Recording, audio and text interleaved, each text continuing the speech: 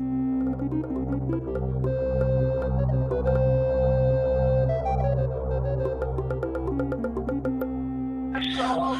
to the Entrepreneur Power Hour, where we talk about crazy subjects, have fun, get people excited, and then once in a while actually learn something, go out there and be like, hey, I was on this mastermind, and these people are crazy. But I actually learned something. Amazing things. Yeah. And today we're talking about taking calculated risks. Now, some people might hear this and say, Kareem, I do that. I get drunk and play chicken with all my friends, and then we've never fallen off a cliff. And I'd say that's great. But that's not a calculated risk. A calculated risk is that finite action you take in between something that's responsible and something that requires courage. So it's not something that you're deliberately going just for the heck of it. And it's not something that you're staying in your safe space. It's breaking out of that comfort zone gradually and then working towards whatever you want. And then saying, am I really happy? Is it possible to achieve this if I start now? And then starting, not worrying about it, and then just burning all the ships behind you. Chris has a story behind it. Kareem, can you mute whoever just came in? Yeah. Please. I don't know who that is. Okay. Thank you. Yeah, I do have a story behind that, actually. I decided to quit doing the papers. They weren't paying me enough money, and I was barely making enough to live on, and I thought, you know what, I need to focus more on this. I need to put more time into this, and today I actually went out to a couple of banks here in my city that specialize in entrepreneurship, and I'm going to apply for a small business loan so that Kareem and I can get some startup capital. And I've also been thinking about applying for jobs doing pizza delivery and stuff while I'm building my business, because I figured that last night, it was a couple nights ago, I wasn't very happy. I'm so tired of having to wake up at 5 o'clock in the morning. And they weren't even paying me. They were going to pay me $20 a day to keep doing this, and we were getting close to $40 a day.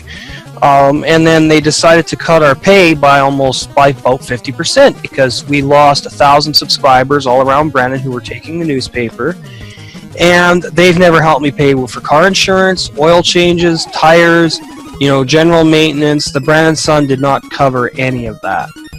And I did some soul searching, and I thought, you know what, I'm worth more than this. And if people that I work with, or for at the time, they can't meet me halfway, I don't want to work with them. And at first it was a little bit unnerving, and I kept thinking of Napoleon Hill and the chapter on faith and about burning your ships and having to win or perish. Well, that's basically where I'm at now, and I still do have some income that I'm getting to help me out with my bills and everything. I did apply to work for the city doing grass cutting, that kind of thing, so I do still have an income, and I'm getting some help from some other sources that we have available here. But at the time, I just thought of myself, and I'm like, I don't want to deliver papers anymore. I've been doing this for 7 years.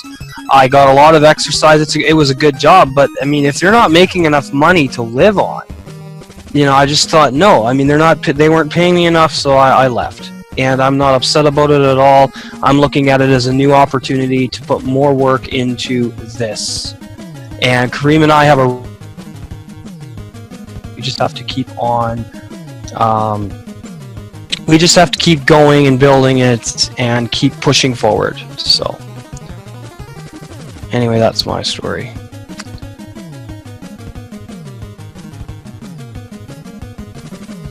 Can anybody hear me? I would equate that to when there have been times where I've lost a job, or, unexpectedly they just said, hey, today's your last day. And I mean, there was no warning. It was just, hey, we don't have enough resources.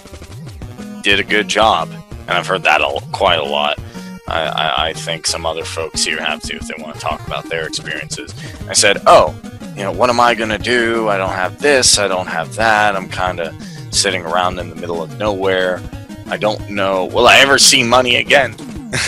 And then I found something that's better. And really, when you sit down there and you look at it, if you came to the point, and this is probably the most educational experience you can have, where, okay, there's no employer around. There's nobody who can just help me make an income. And I've seen this because I've talked to entrepreneurs who are maybe in different countries where they don't have many opportunities. Is there a way you could figure out how to survive? You're in the jungle, metaphorically speaking, except there's not lions and tigers. There's mortgage brokers, there's people who want bills, there's other things and other elements. Can you figure out that way to create that income that really helps yourself? And once you do, you scale that. You keep scaling that. That's why people who are homeless can go to billionaires, while people who just hit the 9 to 5 sometimes just stay there, because they haven't had that thing where they either not necessarily hit rock bottom, some of them do, where they say, oh, I don't know what my opportunities are. I'm going to make an opportunity, not find one. Yeah. That's exactly what we did when we came up with this concept. It was a combination of useful ideas that we had from our training and other programs. And it just struck us one day, we need to create our own brand, and we need to have unique services for people, and we need to have a place where other people with the entrepreneurial spirit can come and be a part of something where they're getting the value that they need, they're getting the experience, and they're able to bring their ideas to other people, bring their experiences forth, and be taken seriously in a serious light, and be seen as professional business people. And that was the whole idea behind this. And I know that this will only continue to grow because we're doing a good thing for people. We are putting out the contribution, and the rewards are going to follow. Kareem and I have always been about helping other people and serving other people and doing the best job that we can to help other people with their dreams and goals, but also making sure that we balance that with our own so that we're not giving too much of ourselves away. Anybody else? Go ahead. I'll jump out. I was going to say I'm kind of along those lines of like what Kareem was saying, because a couple times now I've been let go of a job, and just like one of them I knew what was going on and why it ended up going the way it did for me. But this last go around, back last year, it was kind of totally out of the blue. Plus, I didn't have the resources that I did when I lost my job in 2010, because there I had worked for like 7 years and built up my 401k, so I had some stuff there.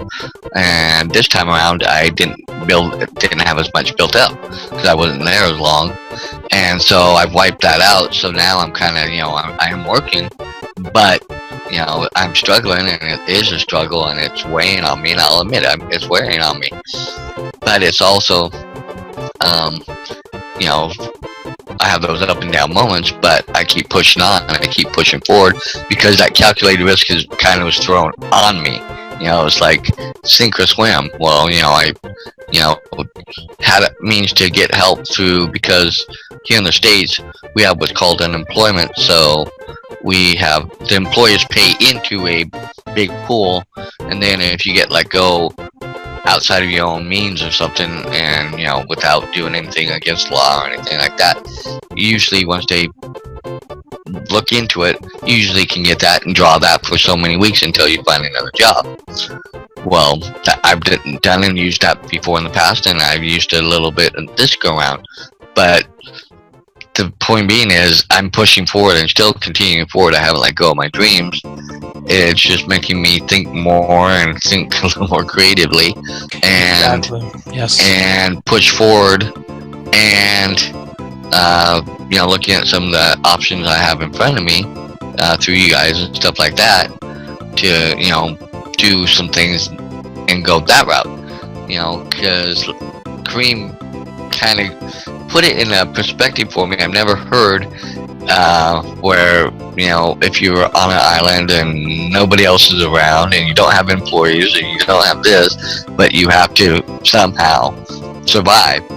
I would figure out a way to survive. I know enough about survival, how I would survive, what I could do to find food and things like that. So in that sense, the way he put it kind of made me kind of really get a different whole perspective than I've ever had on it before, going through what I'm going through right now. Awesome. Good story, Dan. And yeah, I mean, I think that the people who are willing to take the risks are the ones that make it. And it doesn't matter what you're doing. I mean, every person in history that has succeeded at what they wanted to do took the risk. They didn't care about failing. Look at Thomas Edison. I will use him as an example for till the day I die, because without him we wouldn't have light bulbs. We wouldn't be able to see in the dark. I mean, you have candles and stuff, but